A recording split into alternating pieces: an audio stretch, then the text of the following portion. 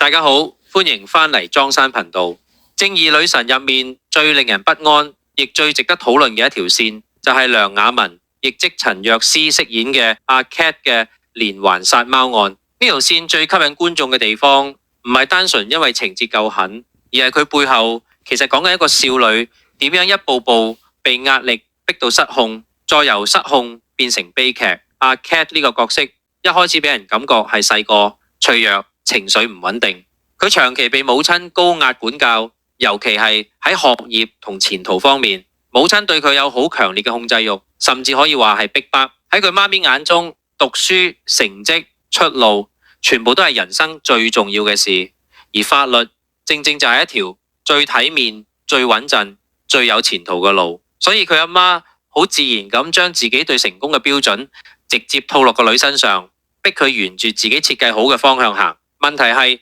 呢條路根本唔一定係阿 Cat 想行嘅路。當一個人長期被逼住做自己唔想做嘅事，佢表面可能會順從，但係內心會慢慢累積好多委屈、怨氣同無力感。阿 Cat 就係喺呢種環境之下，一步一步變得扭曲。佢唔係一夜之間失控，而係長期被壓住、被否定、被逼迫，最後終於取到一個錯誤嘅出口。呢個出口就係虐貓。一開始呢件事令人非常震驚，因為表面上睇佢只係對無辜嘅動物做出殘忍行為，但如果將成件事放翻入佢個背景入面去睇，就會發現虐貓並唔係單純嘅壞，而係一種扭曲嘅情緒發洩。對阿 Cat 來講，佢冇能力去反抗母親，冇能力去改變自己嘅處境，亦冇能力好正常咁表達痛苦，所以佢將所有壓力、憤怒同無助轉移咗去一個更加弱小、更加無辜嘅對象身上。呢個時候，鄭少玲出現咗，由蔣祖曼飾演嘅感化官，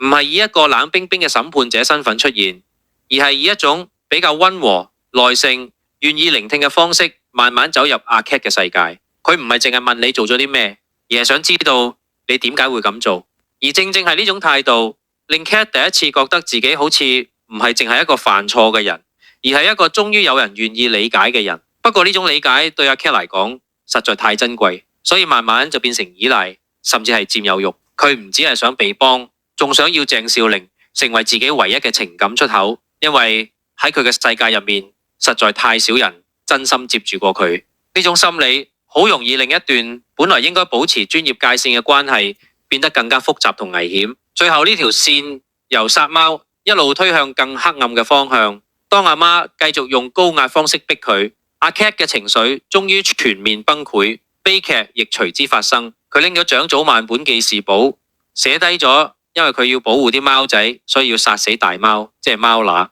所以呢條故事線最可怕嘅唔係單一一幕，而係佢提醒觀眾，有啲人表面睇落去好似只係發脾氣，但係實際上可能已經喺崩潰邊緣徘徊咗好耐。最後阿 Cat 被診斷患有精神障礙。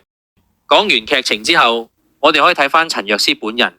今次喺正義女神入面飾演梁雅文，阿 Cat 係佢其中一個最受關注嘅角色。佢自己都講過呢個角色係入行以來最全力以赴嘅一次，而且佢覺得好大機會係自己最後一次演學生角色，因為自己都已經30歲，所以拍攝時特別落力。陳若思本身係2020年參選香港小姐入行，10強止步後加入 TVB， 早期做過兒童節目主持，例如《丁碧天地》同《Hands Up》，之後亦都有參與 J2 節目同綜藝拍攝。近年佢開始喺劇集方面慢慢有更多機會，唔再只係俾人記住做主持，而係開始用演技建立自己嘅存在感。而正義女神呢個角色正正係佢一個好重要嘅轉捩點，因為阿 Cat 唔係一般討好型角色，亦唔係單純可愛或者討人歡喜嘅人物，而係一個情緒好重、心理層次好複雜，甚至有啲令人不安嘅角色。要演到呢種狀態，除咗要有外形上嘅配合，更重要係要令觀眾相信呢個角色真係有問題，而且係由內到外逐漸崩壞。陳若思自己都有提到，佢想將 Cat 演得貼近一個10幾歲少女應有嘅聲線同神態，所以有意保留一啲未夠成熟，甚至有少少尖銳嘅感覺，令角色更真實。呢種選擇雖然未必人人都中意，但正因為咁，先令角色更有辨識度，亦更容易令觀眾感受到佢嘅不安同失衡。另外，陳若思近年都開始被更多觀眾認識，除咗演戲，之前仲有主持經驗，加上形象清新，所以今次突然挑戰病態少女，反差感非常大。亦因為呢種反差，觀眾先會更留意到佢嘅表現，覺得佢唔再只係一個新生代小花，而係一個開始有能力駕馭複雜角色嘅演員。總結嚟講，正義女神嘅殺貓案係一條用極端事件去包裝心理創傷、家庭控制同情感依附嘅故事線，